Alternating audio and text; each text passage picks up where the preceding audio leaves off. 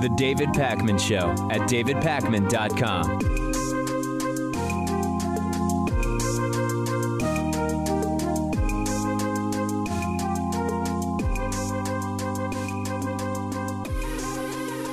Spain has decided to cancel the sale of weapons to Saudi Arabia because of Saudi Arabian atrocities committed against Yemen.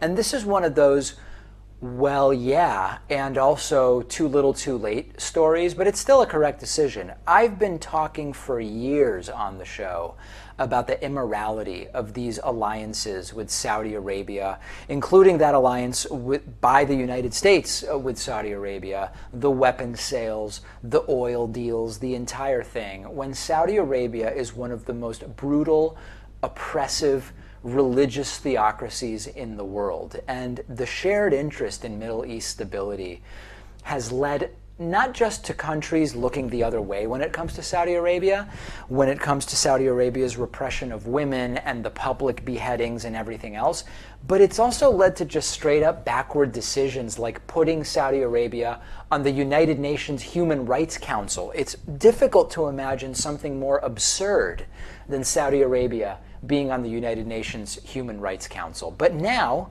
we have Spain, which says it's going to cancel an arms sale to Saudi Arabia over their involvement in atrocities in Yemen.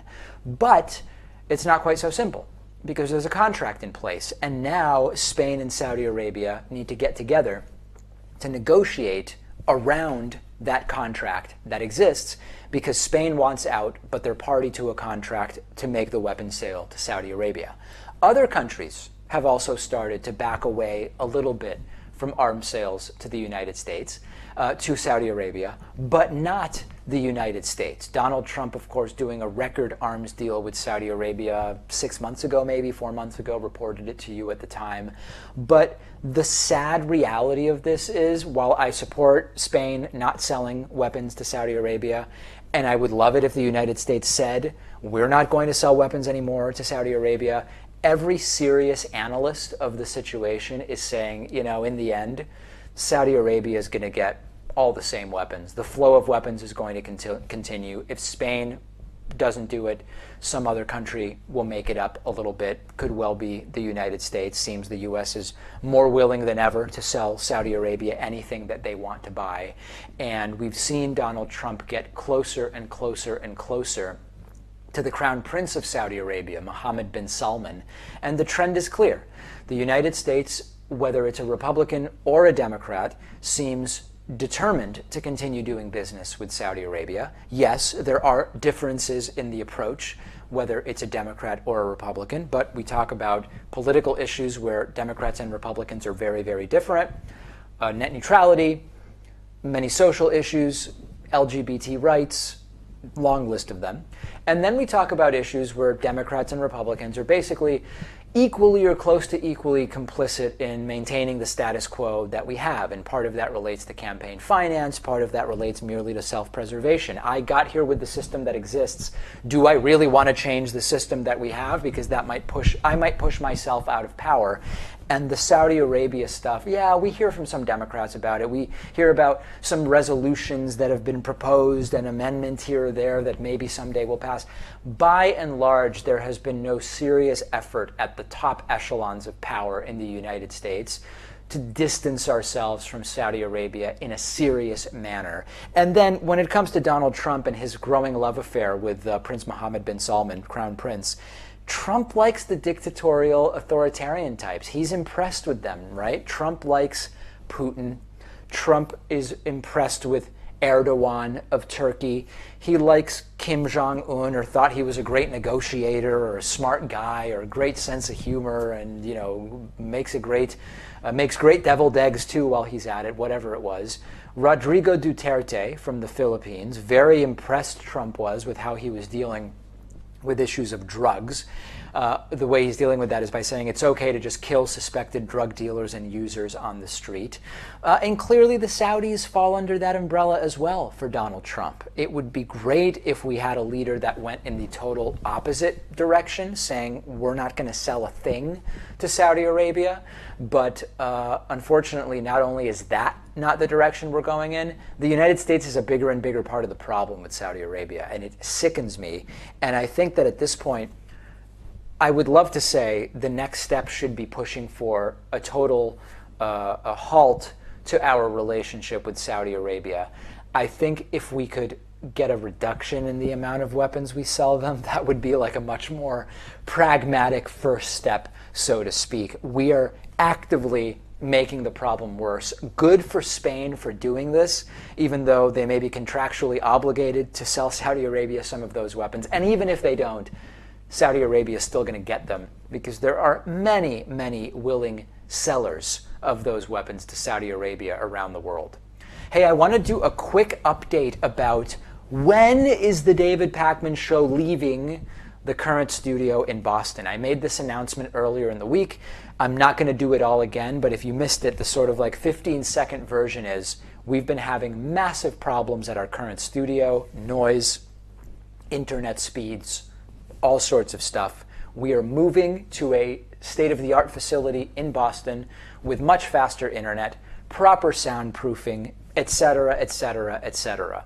We did not say exactly when this is going to happen, okay? And I got a lot of emails from people saying, David, you mentioned the lease is ending, but when are you moving, and what will the impact be to the audience? Couple things. Number one, we are planning on no downtime as a result of the move. What I've done is retained our new studio starting 1 month before our current studio lease ends. So there's going to be a month of overlap there where we will have access to both spaces. The idea being that there won't be like a specific date on which we have to be out of the old place and set up at the new place. And since a lot of the equipment is going to be new anyway, or can be very easily moved from one place to the other, I'm not anticipating any period of time during which the show is going to be interrupted. So that's number one. As far as the timeline goes, I'm going to be broadcasting from a conference in Las Vegas in early October. And the plan is, as soon as I get back from that conference, we start the move over to the new studio. That should probably take somewhere in the range of 7 to 10 days, testing and making sure everything's working correctly. So I would say mid to late October. We have to be out of our current studio by the last day of October, by Halloween. So certainly, unless something goes drastically wrong, it's not going to be after that. Real quick, as far as the discounted memberships, I mentioned that instead of doing like a big preemptive Indiegogo campaign or Kickstarter campaign to raise money for this transition, that we've just decided to do it, and we've partnered with 2 longtime supporters of the show who are willing to pay $30 for every person of the first 200 who sign up for a membership at half price. Of those 200 memberships, somewhere in the 40s remain. A lot, about 160 of those half-price memberships have been spoken for. So if you want to support this transition to a better produced program, you can do it, but we only have about 40 of those half-price memberships left. I will be your personal membership concierge. You can reach out to me, david@davidpakman.com. I will get you a coupon code if they remain for those half-price memberships. Let's take a break. I'm on Twitter @dpakman. The show is on Twitter @davidpakmanshow, and we've got a good one for you today. The David Pakman Show @davidpakman.com.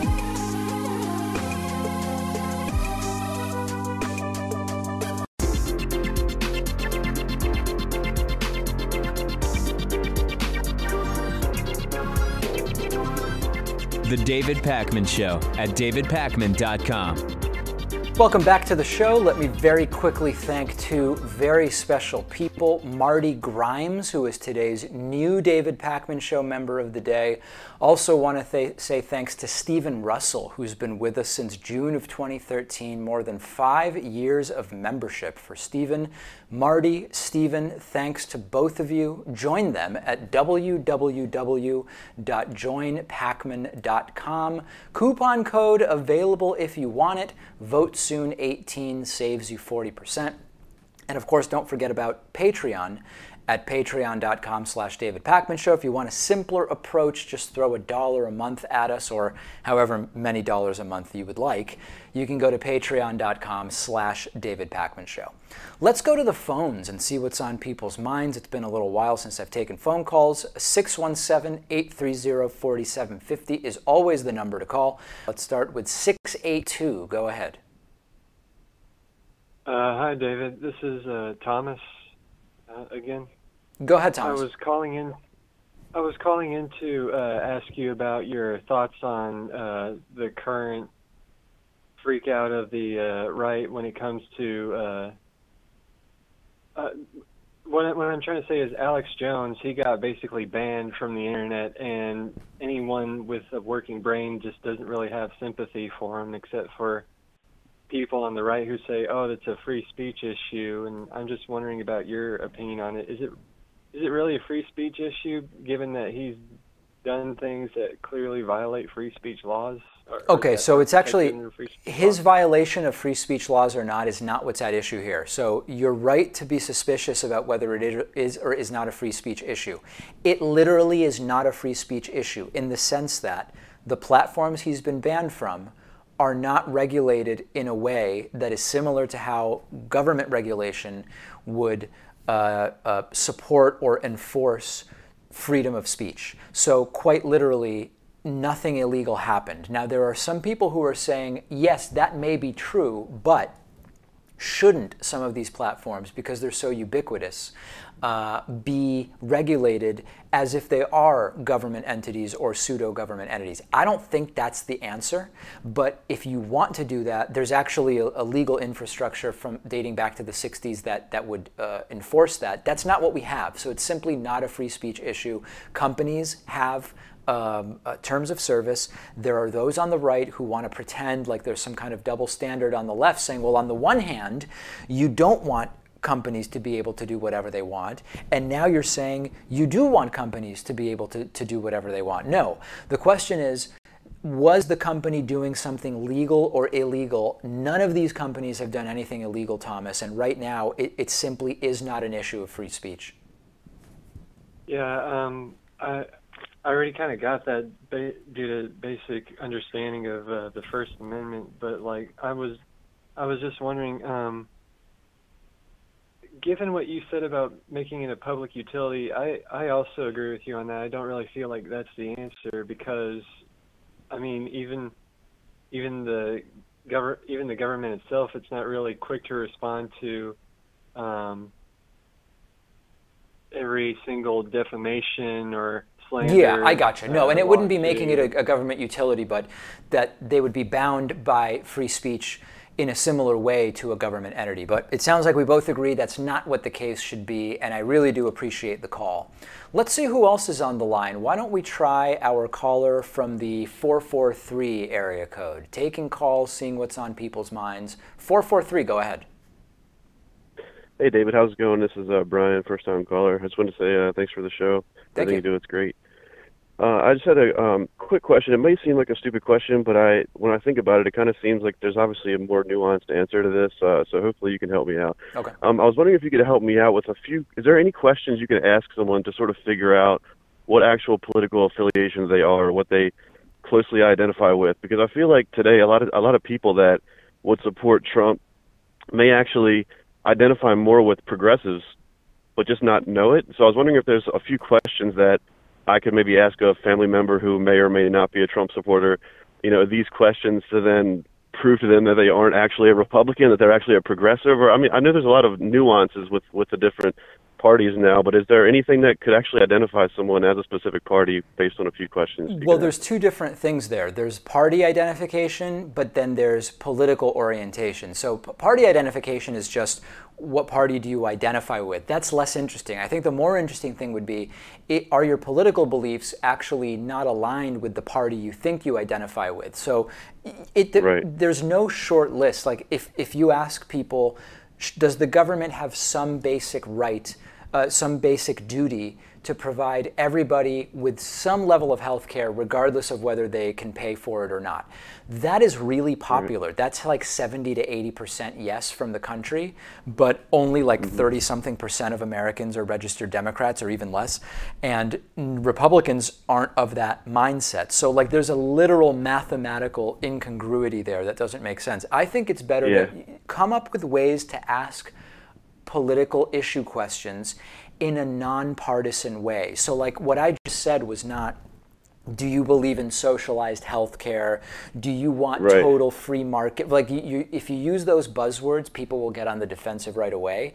Instead, use relatively neutral language like, should the government provide everybody some basic health care whether or not they can pay for it? And when you start asking questions in that way, you will often disarm people and hopefully get sort of more honest answers about what their beliefs are. Yeah, and I also think it'll make people hopefully make people realize that perhaps they're voting against their own interests in a lot of cases. So, absolutely. Awesome. Well, thanks for your answer. I appreciate it, David. Have a great day. Thanks, man. Thank you. Yeah, appreciate you calling in. 617-830-4750. Let's go next to our caller from the 330 area code. Caller from 330. Who's this? Where are you calling from? Hey, David. My name is Eslin. I'm calling from Canton, Ohio. It's like 2 hours from Cleveland. Great. What's on your mind today? So I was just wondering, I haven't seen a lot of debate on this topic, actually, other than sort of in some niche parts of Twitter. But what I'm sort of wondering is, do you believe that a religion or any organization, really, that identifies with race, like they're a race-based religion or a race-based organization, do you believe that organizations like that are inherently racist if they believe that somehow that there's somehow a brotherhood in that?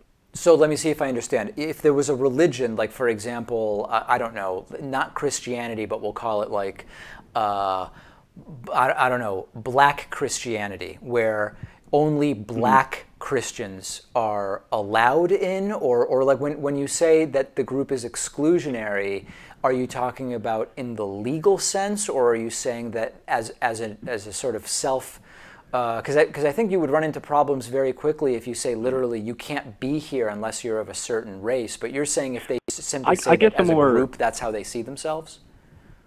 I guess a more like a better example, something that you can relate to a little more with the context of our culture. Yeah. Let's just say, for example, in Scripture it says that the Jewish race or the Jewish people are a chosen people. Do you believe a statement like that should be something that we consider inherently racist and like choose as a society to not tolerate, or do you think that statements like that are okay within the context of religion or any organization, really? I don't believe in any of those comments, and I'm against them. The idea that Jews are the people chosen by God, or that the Black Israelites are actually the real Jews, or that the Mormon Church doesn't see Black people or didn't used to see Black people as full people.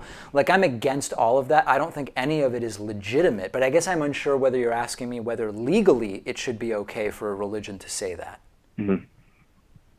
No, not particularly. I guess what I meant more is, to what extent should we tolerate identity organizations as a society in terms of just like tolerating rather than like legally prohibiting? Is there something else, and there's a reason I'm asking this, is there something else you're sort of getting at with the question? Because you've broadened the question so much to, should we tolerate identity organizations? And with identity politics being such a touchy topic, I'm wondering if there's something underneath this that you're sort of trying to get to.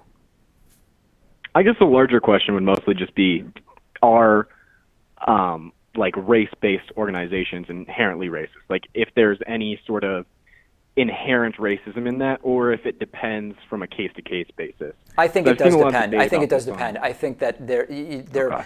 membership organizations, or not membership organizations, affinity organizations. Like, is there anything inherently racist about a black student union or an LGBT student union at a college?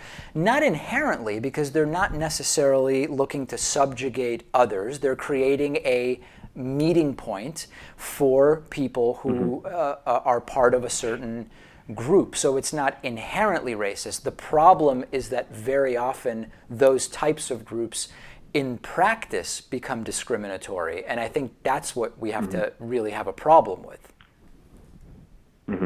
So another question I would have is, if you had the reverse side of that, so if you had an organization that was, like, for example, like I said, if you have scripture that says that the Jewish people are the chosen religion or the chosen race, and the followers of that religion don't believe that, but the religion itself were to have, you know, at some point said that, is the religion itself rather than the followers something that is inherently wrong in our society, and should we tolerate people who prescribe to that religion even if they don't necessarily believe that part of that religion? I think that the question's a total non-starter. I mean, basically what you're saying is, if you can find a religion that now or at any point had an unsavory belief, should you condemn every single person who says they are a follower, regardless of whether they even subscribe to that particular belief? I mean, it's just, you're not going to get anywhere with that, right? Like, so basically, I just don't see the practicality of that at all. Well, I mean, I meant more like, do we have like an obligation to, if somebody follows something they don't really to full scale understand its purpose, should we, if the followers of something shape the beliefs of an organization, should we then tolerate that organization, or should but we? You said the followers don't don't subscribe. You said the followers don't subscribe to the crazy belief anyway. So listen, I got to run. Well, I think that there's something more, here you're trying to get to that you're not really getting to, and maybe someday we'll figure out what it is. But I'm just not sure. It's a lot of circular questions that I'm hearing there. 617-830-4750. Let's go to our next caller from the 623 area code. Caller from 623, welcome. Tell me who you are and what's on your mind today. Hi, Dave. My name is Matthew. I'm from Arizona. Great. I have a very general question. I don't really have a specific example, but my question is, why doesn't a head of any of the 15 government departments be held accountable for doing the opposite of something that they said that they will or won't do in their confirmation hearing? Okay, so let me see if you're saying there are people who run government departments now who said they would do certain things during their confirmation hearings and they haven't done them, and you want to know why they're not being held accountable? Yeah, or that they did the exact opposite of what they said that they would do. Because that's how politics works, unfortunately. I mean, I wish I had a better answer, but that's exactly how these things work. I mean, look at the President of the United States. He's done the opposite of so many things he said that he would do and campaigned on doing. This is why politics has become so toxic and corrosive in the United States, because not only do they lie all the time, there's no consequences. And the consequences are often more linked to things like likability or personal scandals or whatever the case may be. I mean, it's unfortunate, but that's why this is what we're dealing with right now. Is there not a way to hold them accountable? Is there not I mean, besides voting, but while they're in office, voting, right? I mean, it's Donald Trump selected these people. If you believe that he is not holding them accountable, then you've got to hold him accountable and vote him out. And that is the most direct way that our system allows for holding these people accountable, and it's not happening. People vote against their own beliefs, and they don't hold politicians accountable for the promises they make. It's sad, but that's what we have. Okay, so that while they're in office, well, actually, we don't vote for these government heads, so we can't vote them out. Right, so you have to hold the person who selected them accountable, which would be Trump. Got it, yeah. Yeah. Thank you for the call. Appreciate it. I mean, depressing reality, but it is what we're dealing with. Let's go to our next caller from the 650 area code. Caller from 650, you're on. Oh, hi, David. It's me again. Harris, the guy from Hayward. I apologize. I can barely hear you. I don't know if you've got me on speakerphone or Bluetooth, but I can barely make out what you're saying. Yeah, sorry. I was on Bluetooth. I'm Naeem, parent. I'm that pro-gun liberal. I wanted to talk about something other than gun control this time. I wanted to talk about the quote-unquote blackwashing of European history. Like, as a history student, that's one of the things that bugging me right now is them putting black people into roles in European history that they were never a part of, like Achilles being black or Queen Margaret of Europe being a half-black woman. And when you say they, who's doing this? The BBC and other companies. So the BBC is putting out articles saying people that weren't black were black. They're saying... No, they're making documentaries and movies and TV shows where people who are not black are black in the movie for some reason. And why do they say that they're doing that? Diversity and inclusion. And they're knowingly making people black who weren't black in real life? Yes. Queen Margaret was noted for being a fair, white-skinned woman, not a half-black woman. I'm not, like, I know it might come off as racist, but as a history student, there's certain things where it's like, all right, Genghis Khan was a Mongol. He was definitely not white. He was not black. He was not Chinese. Yeah, listen, I don't know that much about these specific examples, but why do you think this is so important to you, that, like, this is what you called in about? Like, why does this issue, why do you feel so passionately about the issue of race in this way?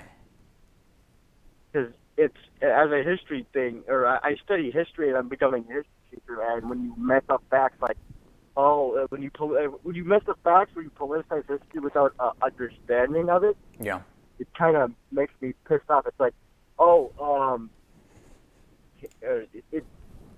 it's just... I gotcha. It's for the history. It's for the history. Okay, well, I apologize. I can't comment on it. I just haven't seen it, but I will research and follow up. I appreciate the call, and I was sort of able to hear you towards the end there.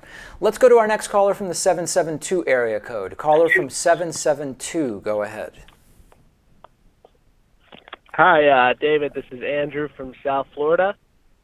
Andrew, I can hear you perfectly. You introduced yourself beautifully. Let's go right into your question. Okay, so my question is regarding the Me Too movement. I was having a conversation with my friends about this, and someone brought up an interesting point. It was when two individuals of a company are in a consensual relationship and there's a large power dynamic between the two, like one is an executive and one is like a lower level employee. Yep. Could that be considered like statutory rape, since the lower level employee might not be able to consent properly since there's a huge power dynamic? For me, that's a no. No, I don't think so. I think statutory rape relates to someone lacking the capacity. So statutory rape means what? It means that if you are an adult and you engage in sexual intercourse or a sexual encounter with someone who's below a certain age, even if they believe that they are consenting of their own free will, the state has determined they're too young to really be giving informed consent. So, like, they might think this is something they want to do, but we think that the 12-year-old brain or the 14 or the 16-year-old brain is simply not developed enough to give that kind of informed consent. When you're talking about a power dynamic at work, someone may be influenced by the fact that they are being approached or courted by an individual with more power within the organization, but they don't lack the mental capacity in the sense that statutory rape was meant to protect against. So no, I don't think that that's reasonable. Okay. Well, so I was listening to a conversation on one of the morning shows, and they were talking about the Matt Lauer case, and I guess the woman that he was having an affair with, she said that she consented at first, but then later on retracted her consent and said, I was just taken by how much power he had, and I wasn't in the right mindset, so Now, let me ask you a I question guess that's about kind that of because I haven't seen that. When you say she later retracted consent, do you mean during the course of the affair or literally in the middle of a sexual encounter? No, it was actually after everything came out into the public eye, I guess. So she regretted the my... fact that she participated in the affair. I'm not sure exactly what happened while the affair was going on, but on the show she said later on that, yeah, after everything came out, that she had basically regretted consenting and said, I was just taken by how much power he had. Okay, all right, well, that's a perfectly fair thing for her to say, but I'm not hearing anything that would make that statutory rape. Okay, well, thank you. All right, Love no the problem. show. Thank you. Appreciate the call. Okay, let's see what else is going on the phones at 617-830-4750. Let's try, I don't know if this is 316 area code or country code 31. 316 or country code 31, are you there? Hello, my name is Kenia. I'm calling from the Netherlands, the country soon to be bombed by John Bolton's Special Forces, Team America. Thank you. I really like your show. I watch it on a near daily basis. I have a question and a comment or an invitation. Sure. Do Americans at any level appreciate just how stupid an impression Trump made when he went down that gold escalator? I think from day one, people here were saying the guy is senile, the guy is not okay mentally. And it went on and on and on. We endured Berlusconi here in Europe, so that was already pretty big an indignity. But now we had 2 years and nothing happened. We were not able to get rid of this imbecile. Can you just try to quantify how much damage this horrible man has inflicted on the world and the world No, politics? it's tough to quantify. I mean, it's very difficult to quantify. We try to quantify, but it's like every day is 5 new things. I think that's part of the problem, that this type of erratic destruction of norms and policy and relationships has become normalized in such a way that it becomes difficult emotionally and logistically to quantify it. And I think it's a real problem. But do you understand how people in other countries look at this ridiculous affair? I do. I'm in Europe right now. I'm in Paris, France right now, and I've been in Europe for the last several weeks, and I understand acutely. And you know, the problem is, and here's really what I think a lot of people in Europe don't get: the people that support Trump don't care what you think. They hear you, oh, you're from the Netherlands? I don't care what you think. You're part of the problem. You're like the sissy European guy. So this is the problem that we're dealing with. They fundamentally they're emboldened by the fact that the rest of the world is horrified. The David Pakman Show at davidpakman.com.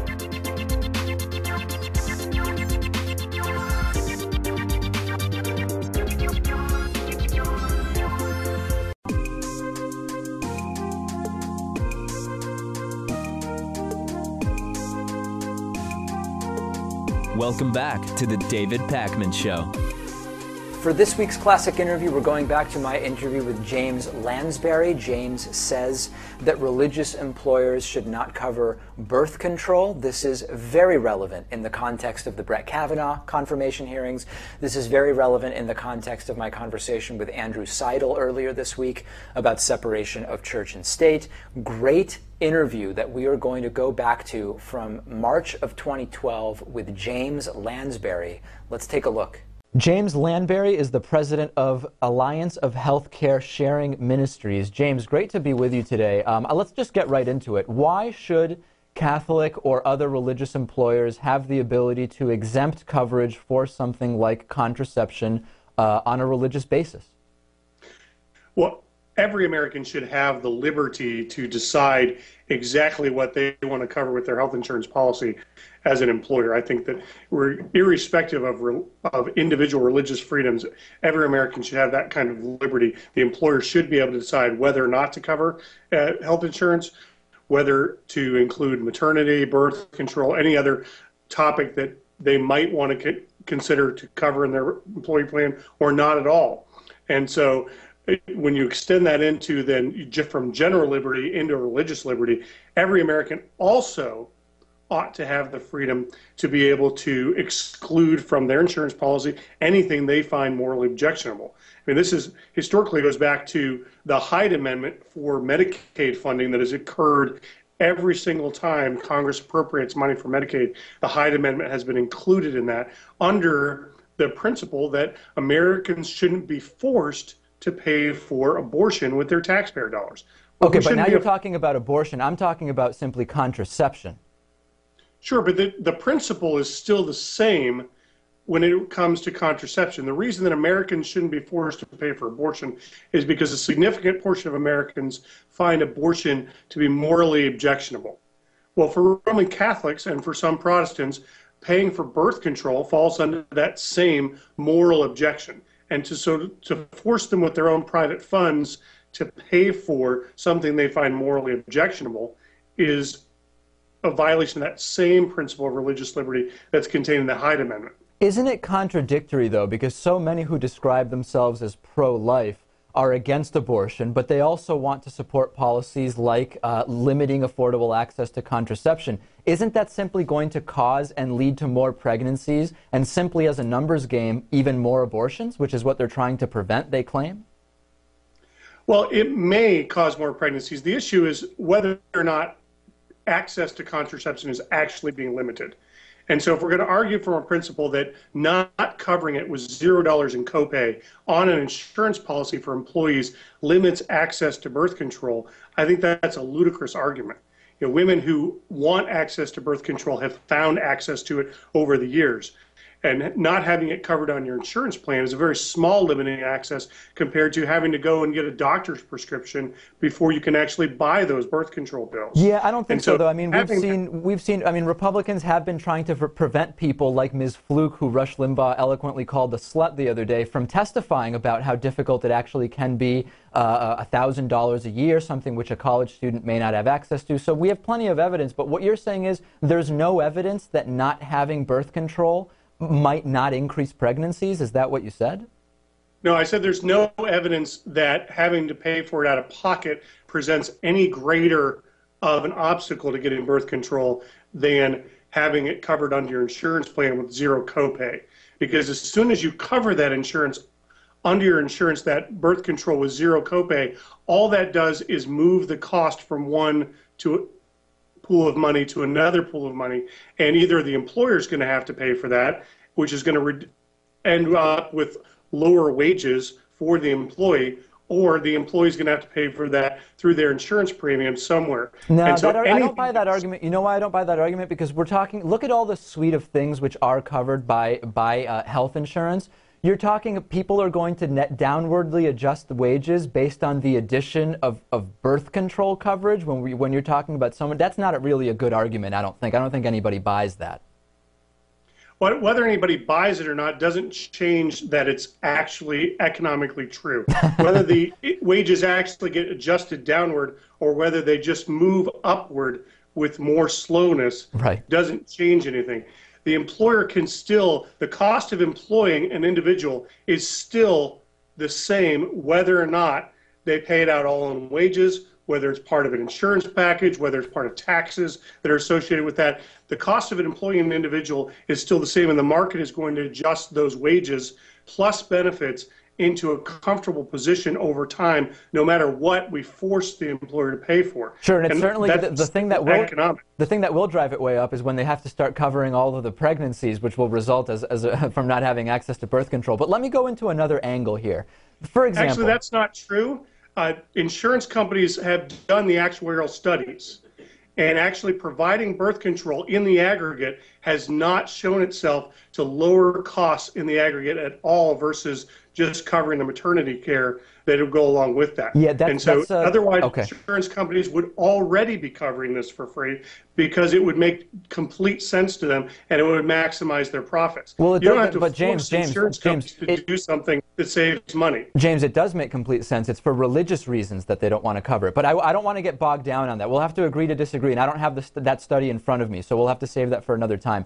The Bible prohibits eating shellfish in Leviticus 11:10. If an employer wanted to not provide coverage for an allergic reaction resulting from eating shellfish, that's in the Bible, would that be okay? Would that be acceptable to cherry pick that and say, no coverage, we let them die unless they can fork over the entire emergency room bill? Well, I would say that under the principles of American liberty, that should be an allowable exception in the first place. I think that the way you're applying that is fully ludicrous. You know, saying that emergency room coverage for not eating shellfish is completely different than issues related to birth control and religious liberty concerning that. How is it different? How is it different, though? Well, the difference is that for Roman Catholics, they believe that a birth control pill is actually an abortifacient drug. They believe that it's actually that plus the Plan B emergency contraception. And why is that wrong? Why is what wrong? So why does that make it something they don't want to cover? Because their religion tells them so, right? That's correct. The same way as you shouldn't be eating shellfish, and anything that results from shellfish you shouldn't be doing. At stake here, an actual life at stake, as opposed to merely a cost situation that's going on along with that emergency room visit. And see, the issue here is not just what do we force people to cover, because see, until the government passed the Affordable Care Act, employers were free to design plans that met with whatever they wanted with their own liberty. And whether you were a religious employer or not a religious employer, having that freedom to design a plan that, as you see fit, is a part of traditional American liberty. And employees are free to either say, yes, I like that plan, or no, I'm going to go work for somebody that covers everything I want them to cover. And yeah, I'm just really not seeing the difference between the shellfish example. I mean, to give one other, tattoos are banned in the Bible, Leviticus 19:28. Tattoos can lead to infection. Should a Catholic employer be allowed to say, hey, we're not covering anything because our religion says you shouldn't have that tattoo in the first place? Would that be okay? Well, the Catholic Church isn't arguing that, and so we don't really need to go down that road. But I would say it's the same standard, James. If a different religious employer was to say, no, if you get in an accident related to a tattoo that we don't think you should have gotten in the first place, no one's arguing about whether or not employers should be allowed to ban people from being hired because they have visible tattoos. That's not what I'm talking about either. Comparing apples and oranges, but when someone comes to work for a religious institution, they need to understand that they're going to be binding themselves in some sense to the religious views of the institution they're working for. Okay, well, I think we're going to have to. I don't think there's any way to escape that without violating religious liberty. Yeah, no, we're going to have to agree to disagree. It's an interesting conversation. I don't really see the difference between the birth control, the shellfish, and the tattoos. I have to say, you do. We'll have to agree to disagree. James Lansberry is president of the Alliance of Healthcare Sharing Ministries. Great to talk to you and get your perspective today, James. Well, thanks for having me, David. Have a great day. The David Pakman Show at davidpakman.com.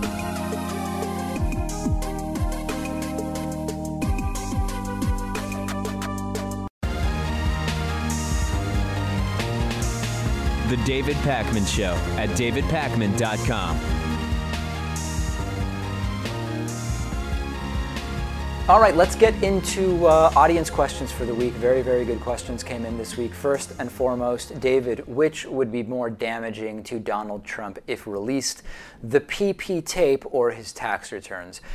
This is an incredibly easy question to answer in my mind. The tax returns. The tax returns. At this point, the PP tapes, if the PP tapes were released, and by the way, if you don't know what I'm talking about with the PP tapes, the PP tapes refers to recordings that may or may not exist of Donald Trump engaging in urine-related sexual escapades in Russia that are referenced in the Christopher Steele dossier. And of course, the Steele dossier doesn't say that the tapes exist. The Steele dossier says that some of the sources for that dossier said that it's possible that such tapes exist or that such activity may have taken place.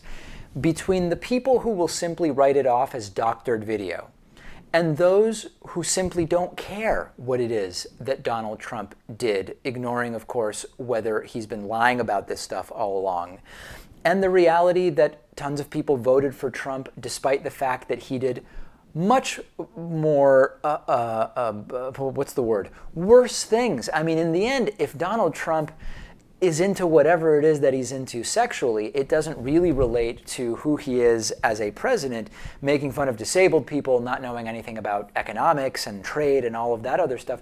That's really bad. That's really the stuff that we should be concerned about. So the tax returns would undoubtedly be much worse for him than if the PP tape exists and was released. Because if he went so far as to, despite overwhelming desire from the American people to see his tax returns, the fact that 40 years of presidential candidates, nominees from Democratic and Republican primaries released tax returns, if he didn't do it despite all of that stuff, it's because on some level he suspected or knew that the release of the tax returns would be worse than the bad press for not releasing them. The one exception would be if it's simply he didn't want people to know that he's not nearly as rich as he claims to be. That would be the one reason for not releasing them that actually wouldn't be that bad.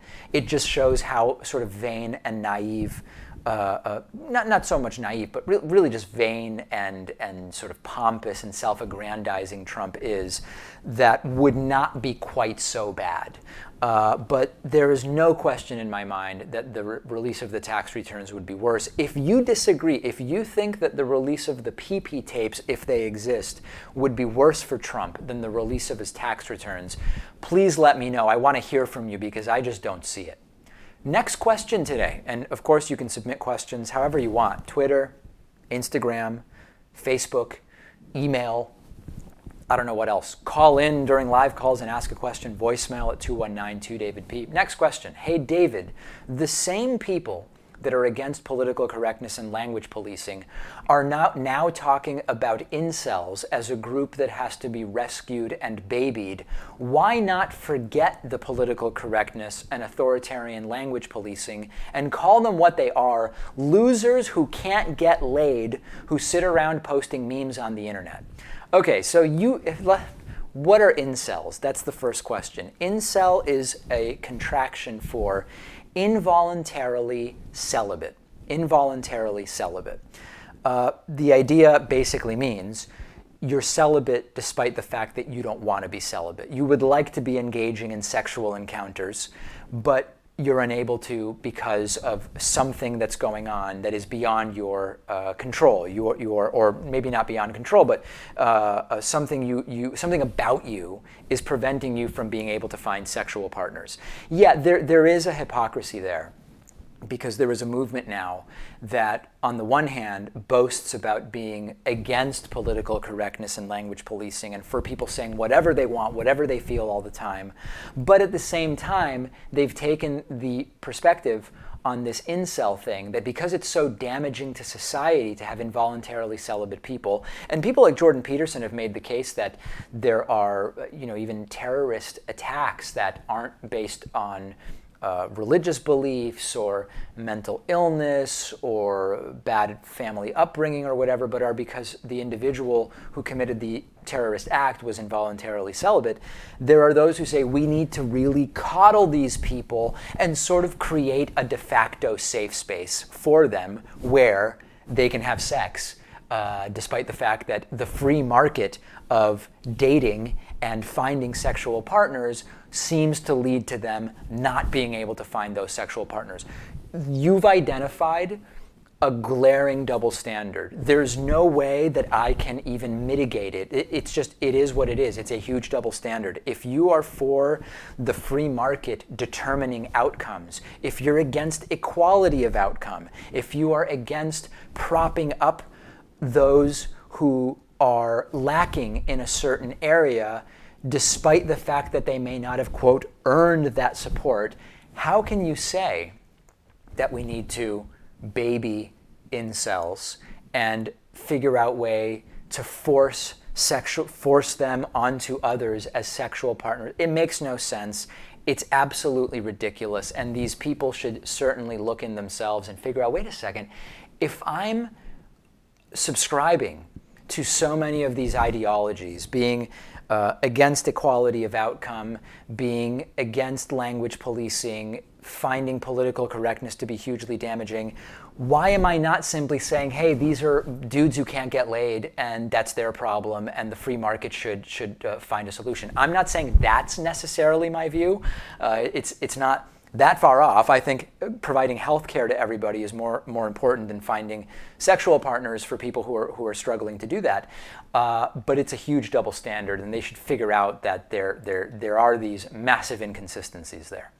Last question today. Hey, David, in your TJ Kirk Amazing Atheist interview, he talked about considering social media as if it is a government entity that cannot restrict speech unless it is illegal. It wasn't clear if you supported it. You don't actually think the government should force private companies to publish content they don't want to, do you? No, I don't. So my view is that if you want to argue that certain social media platforms have become so ubiquitous that they should be treated as though they are sort of governmental in how speech laws should apply to them, then you need to actually legislate that. There is legal infrastructure dating back to the mid-60s that would determine when a platform has reached that status. I don't believe that that's something that should be done. I'm against that as the, quote, solution to the problem of speech on social networks and media platforms. But what I do think is that if you are someone who supports that, you need to establish that legally through the legal infrastructure that exists. That's not my solution. That's not what I want done. But if you are someone who wants that done, then we know exactly what needs to happen legally. I don't think that that's the solution. I am okay. I think that it's perfectly reasonable. You know, there's this movement now to say, how can you say you're for business regulation, but all of a sudden now you think Facebook should be able to do whatever they want if there's speech they don't like Alex Jones' speech. On the other side, there's those on the left who look at the right and they say, how can you say you are for businesses being able to do whatever they want if now you're saying Facebook should be forced to publish Alex Jones's content? These are two different issues, right? We're talking about what is legal under what decisions are legal for businesses to make, and then what decisions are illegal for businesses to make. Like saying we are not going to allow black customers or Jewish customers. That would be an illegal decision. Do I think that it's a great thing for platforms to be banning lots of content wholesale? No, I don't think it's a great thing, big picture. Did Alex Jones clearly violate the terms of service of the platforms from which he got banned? Absolutely. The problem is the selective enforcement, because there are way smaller content creators than Alex Jones who do the exact same stuff and they've not been banned, arguably because they're completely under the radar. And that's the concern I have. None of these companies did anything illegal, and all of these companies are more than entitled to have terms of service and to enforce them. If you don't believe that, then you have to establish legally that they should be regulated in terms of speech the way the government is regulated. I don't think that's the solution. Send me your thoughts if you disagree. We have a fantastic bonus show today. We will talk about the economy. We will talk about Pluto. We will also talk about the most and least valuable college degrees. All of that and more on today's bonus show. Look forward to speaking to you then.